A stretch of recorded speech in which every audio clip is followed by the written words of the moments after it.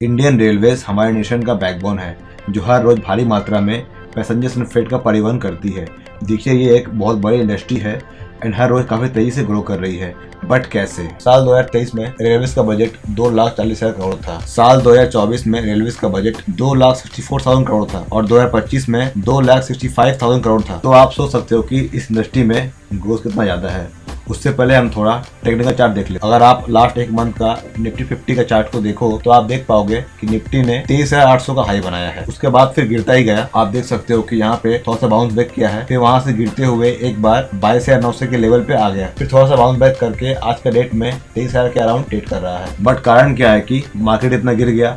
देखिए पहला कारण है डोनाल्ड ट्रम्प का टैरिफ वार। यूएस प्रेसिडेंट ट्रम्प ने अनाउंस किया है कि स्टील एंड एल्यूमिनियम के प्रोडक्ट्स इंपोर्ट किए जाएंगे, उस पर ये 25% का इंपोर्ट ड्यूटी इंपोज करेंगे। इसी कारण major companies like Tata steel, JSW steel इत्यादि वगैरह डाउन हो गए। Number 2, rupee hits all time low. देखिए यूएस ट्रेड टाइप के कारण रुपी ऑल टाइम लो हो गया। अर्ली ट्रेड में रुपीस 87.95 पर यूएस डॉलर हो गया था, जबकि पास्ट वीक इसका रिकॉर्ड लो 87.85 था। अगर रुपी लो हो जाएगा तो कॉस्ट ऑफ इंपोर्ट बढ़ सकता है और इन्वेस्टर सेंटिमेंट पे अफेक्ट कर सकता है। Number 3, FII selling. देखिए एफआईआई इंडियन मार्केट में लगातार सेल करते जा रहे हैं, जो कि इंडिया मार्केट के लिए अच्छी खबर नहीं है। इसी हफ्ते मंडे को एफआईआई ने 2,463 करोड़ का इक्विटी को सेल किया था और जनवरी तक एफआईआई ने टोटल 78,027 करोड़ का इक्विटी सेल किया था और अभी तक टोटल 85,441 करोड़ का इक्विटी सेल कर चुका है। और ये सेलिंग मार्च 25 तक कंटिन्यू हो सकता है जब तक कि रुपी स्टेबलाइज ना हो जाए। देखिए अब ये तो हो गई मार्केट की बात, बट आपको रेलवे स्टॉक्स के बारे में क्यों सोचना चाहिए,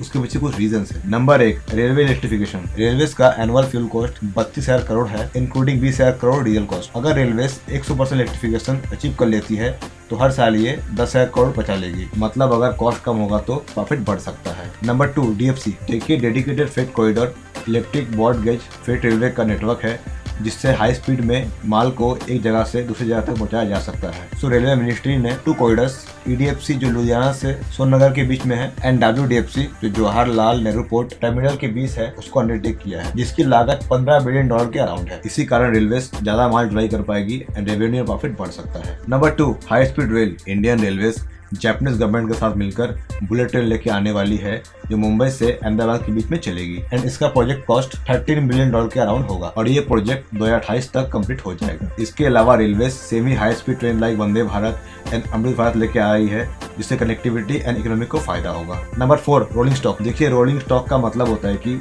ऑल व्हीकल्स जो एक ट्रेन को चलाती है लाइक लोकोमोटिव्स, वैगन्स एक्सेट्रा, और रेलवेज ने रोलिंग स्टॉक की प्रोडक्शन के लिए फैक्ट्रीज को इंस्टॉल किया है and foreign investors like general electric ने 2,052 करोड़ एंड अल्स्टॉम ने 1,293 करोड़ का इन्वेस्टमेंट किया है। और इतने डेवलपमेंट के साथ कुछ ऐसे स्टॉक्स भी है जिसको डायरेक्टली या फिर इनडायरेक्टली फायदा होगा, इसको आज हम इस वीडियो में डिस्कस करने वाले हैं। तो चलिए शुरू करते हैं। नंबर 1, रेल विकास निगम लिमिटेड। अगर आप इसके लास्ट 5 ईयर्स का प्राइस चार्ट को देखो तो इसने 1,500% के अराउंड का रिटर्न दिया है। मतलब जो शेयर 18 के अराउंड ट्रेड कर रहा था वो आज के डेट में 395 के अराउंड ट्रेड कर रहा है, जो काफी अच्छा रिटर्न है।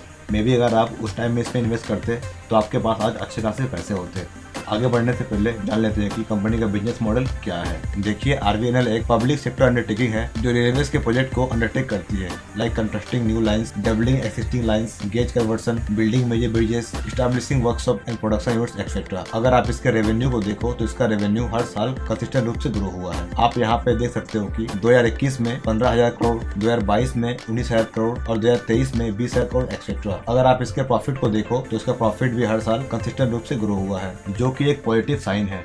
अब बात करते हैं कि इसका शेयर अप या फिर डाउन क्यों हुआ। अगर आप इसके लास्ट 5 इयर्स का टेक्निकल चार्ट को देखो तो आप देख पाओगे कि दिसंबर 2022 से जुलाई 2024 तक ये शेयर अप ट्रेंड में था। उसके बाद फिर ये शेयर डाउन ट्रेंड में चला गया। पहले जानते हैं कि इसका शेयर अप क्यों हुआ।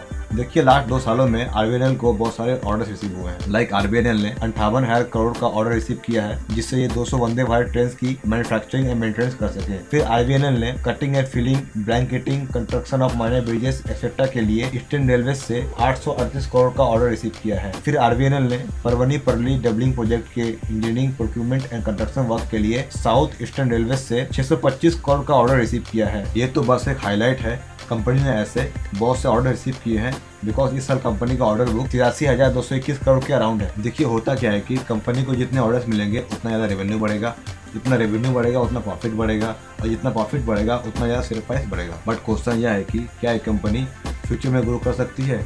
इसका आंसर है जी हाँ, बिल्कुल, क्योंकि आरबीआई चाहती है कि ये अपने रेवेन्यू को हर साल 5 to 7% से ग्रो करे एंड 15% तक प्रॉफिट मार्जिन अचीव करे। और इसके अलावा कंपनी चाहती है कि ये 75,000 करोड़ के बिड्स में पार्टिसिपेट करे एंड इसका ऑर्डर इनफ्लो 20,000 करोड़ से 25,000 करोड़ तक रहे। दैट्स व्हाई ये कंपनी फ्यूचर में ग्रो करने का पोटेंशियल रखती है। अगर आप इसका debt to equity net to profit को देखो तो ये कम है एंड कंपनी प्रॉफिटेबल है, एज वेल एज कंपनी के पास अच्छा खासा रिजर्व है, तो फिर कोई दिक्कत वाली बात नहीं है। अब इसके वैल्यूएशन को देखते हैं। अगर आप इसके लास्ट 5 इयर्स का मीडियन पीए को देखो तो ये 8 के अराउंड है एंड ये कंपनी 60 के अराउंड ट्रेड कर रही है। अगर आप इसके लास्ट 5 इयर्स का पीबी चार्ट को देखो तो ये 1.5 के अराउंड है, जबकि ये कंपनी 9 के अराउंड ट्रेड कर रही है। इसका मतलब ये कंपनी हायर वैल्यूएशन में ट्रेड कर रही है। ये कोई इन्वेस्टिंग एडवाइस नहीं है, अपने रिस्क पे इन्वेस्ट करें। Number 2, IRCTC। देखिए, IRCTC इंडिया की एक मोनोपोली कंपनी है एंड मोनोपोली कंपनी का मतलब होता है कि जहाँ पे एक ही सेलर है, एक ही प्रतियोगी है और इसके पास ये पावर है कि ये अपने प्रोडक्ट या फिर सर्विस का दाम अपने हिसाब से सेट कर सकती है। अगर आप इसके लास्ट 5 इयर्स का प्राइस चार्ट को देखो तो इसमें 135% के अराउंड का रिटर्न दिया है। मतलब जो शेयर 180 के अराउंड ट्रेड कर रहा था वो आज के डेट में 732 के अराउंड ट्रेड कर रहा है। आगे बढ़ने से पहले जान लेते हैं कि कंपनी का बिजनेस मॉडल क्या है। देखिए, ये कंपनी 4 टाइप्स के बिजनेस में इन्वॉल्व है। Number 1 catering, number 2 internet ticketing, number 3 rail नीर पैकेजिंग एंड नंबर 4 टूरिज्म। और इनमें से सबसे ज्यादा प्रॉफिट इंटरनेट टिकटिंग से आता है। अगर आप इसके प्रॉफिट एंड लॉस को देखो तो इसका रेवेन्यू हर साल अच्छी रेट से ग्रो हुआ है, एक्सेप्ट 2021 एंड 2022, बिकॉज उस टाइम कोविड चल रहा था। दैट्स वाई कंपनी का रेवेन्यू स्लो हो गया। अगर आप इसके प्रॉफिट को देखो तो सेल प्रॉफिट भी अच्छे रेट से ग्रो हुआ है। बट क्यों? बिकॉज हर साल टिकट्स पिछले साल के कंपैरिजन में ज्यादा बुक हो रहा है। आप यहाँ पर देख सकते हो 2018 में 18%, 2019 में 15%, 2020 में 6%, 2021 में नेगेटिव बिकॉज कोविड था, 2022 में 140% एंड लास्ट के सालों में 4% और 5% से ग्रो हुआ है। एंड आई होप आने वाले सालों में इसकी संख्या और ज्यादा बढ़ सकती है। अगर आप मोबाइल ऐप बुकिंग को देखो तो आप देख पाओगे 2022 में 46% एंड 2023 में 47% एंड 2024 में 15% से ग्रो हुआ है। अगर आप इसके रेशियो पैसेंजर टू टिकट को देखो तो ये 1.77 है। देखिए, पैसेंजर टू टिकट का मतलब होता है कि एक पैसेंजर ने कितने टिकट को बाय किया है। इसके क्षेत्र में एक पैसेंजर ने अप्रोक्स 2 टिकट को बाय किया है। अगर ये टिकट फेयर कलेक्शन को देखो तो 2022 में 38,000 करोड़ के अराउंड था, 2023 में 54,000 करोड़ के अराउंड था और 2024 में 62,000 करोड़ के अराउंड था। मतलब ये हर साल अच्छे रेट से ग्रो कर रहा है। अगर आप इसके सेगमेंट वाइज रेवेन्यू को देखो तो कैटरिंग में 32%, रेल नीर में 9%, इंटरनेट टिकटिंग में 8%, टूरिज्म में 33% एंड स्टेट तीर्थ में 1% नेगेटिव से ग्रो हुआ है। इसके साथ साथ अगर आप सेगमेंट वाइज प्रॉफिट को देखो तो कैटरिंग में 60%, रेल नीर में 20% नेगेटिव, टिकटिंग में 5%, टूरिज्म में 200% नेगेटिव और स्टेट तीर्थ में 2% से ग्रो हुआ है। बट ओवरऑल रेवेन्यू और प्रॉफिट बढ़ गया। दैट्स वाई कंपनी का शेयर प्राइस भी बढ़ गया। अगर आप इसके debt to equity and debt to profit को देखो तो ये ना के बराबर है। कंपनी प्रॉफिटेबल है, ROE 40% के अराउंड है एंड रिजर्व भी ठीक ठाक है। अब इसके वैल्यूएशन को देखते हैं। अगर आप इसके लास्ट 5 इयर्स का मीडियन पीए को देखो तो इसका मीडियन पीई 69 के अराउंड है, जबकि कंपनी 46 के अराउंड ट्रेड कर रही है। अगर आप इसके मीडियन पीबी को देखो तो इसका मीडियन पीबी 25 के अराउंड है, जबकि कंपनी 16 के अराउंड ट्रेड कर रही है। देखिए, इसका मतलब होता है कि ये कंपनी अपने वैल्यूएशन से नीचे ट्रेड कर रही है, मतलब ये कंपनी अंडर वैल्यूड है। ये कोई इन्वेस्टिंग एडवाइस नहीं है, अपने रिस्क पे इन्वेस्ट करें। Thanks for watching. जय हिंद।